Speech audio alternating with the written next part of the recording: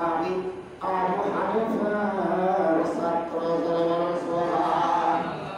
চলো জেনে নেবার গিয়ে বলে হুজুর আমি তো প্রথমেই বুঝে ফেলেছি এই পাথর ওই ব্যক্তি পাবে যে ব্যক্তির সাথে আল্লাহর সাথে সরাসরি সম্পর্ক আছে। জনগণ সুবহানাল্লাহ। সরাসরি সম্পর্ক আমাদের ইমামের সাথে আছে না? ইমাম আযম বলেন এক রাকাত নামাজে আল্লাহ 99 নামের সূরতে 99 রঙে 99 বার দেখে এক রাকাত শেষ করে সিজদা দিয়েছি।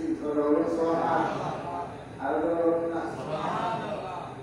আমরা বিশ্বাস করি কিনা? বহু ফিরাতে বিশ্বাস করে না। আমার সাথে আমাদের সিনিয়র একজনের সাথে আমার থাকতে হয়। আমার কয় মামা জামা দেখাও, ভাই আমি বড়রা মানতে পারি না।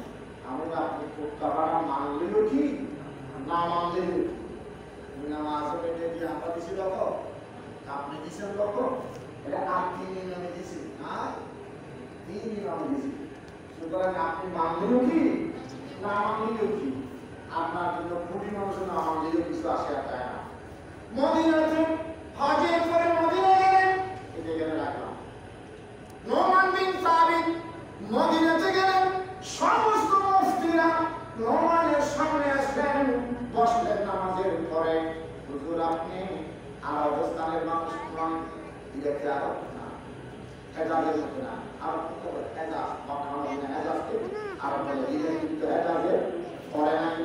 আপনি আরব হয়ে এত জ্ঞানের অধিকারী হলেন কেমনে? একটা নাম থেকে কিছু শুনতে চাই, শুনতে শুনতে কিছু কথা বললেন, সেখান থেকে ছোট্ট একটা কথা বলবো। আমি কিন্তু শ্রেষ্ঠ হয়ে আসবো, এটা কিন্তু দরকারি কথা বলছি। মনের একটা খাতে আছে আমি কিভাবে এত দামি হলাম, তার মধ্যে অনেক কথার মধ্যে একটা কথাই এখানে বলতেছি। আরববাসীরা কি তোমাদের আরবের রসুলের সাহাবীর মধ্যে মুফতি কয়জন ছিল? রসুলের সাহাবী লক্ষ লক্ষ না, কিন্তু মুফতি আলেমের জিনিস মুফাসসির যারা কিতাব তাফসীর করে এক্সপ্লেনেশন করে, তার মধ্যে শ্রেষ্ঠ মুফাসসির হলো কোরআন এক্সপ্লেনেশন করতে হযরত আব্দুল্লাহ ইবনে আব্বাস। রাসূলের চাচা আব্বাস রাসূলের আব্দুল্লাহ। সুবহানাল্লাহ। সারা পৃথিবীতে যত তাফসীর আছে, কোরআনের এক্সপ্লেনেশন আছে, এই আব্দুল্লাহ ইবনে আব্বাসের তাফসীরে নিয়েছে। সুবহানাল্লাহ। তারপরে মুফতির মধ্যে হলো হযরতে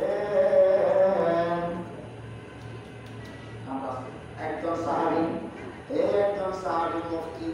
এই মুফতিটা কোথায় আল্লাহ নবী পাঠাইছেন এলাম বিস্তারের জন্য? তার পূর্বতে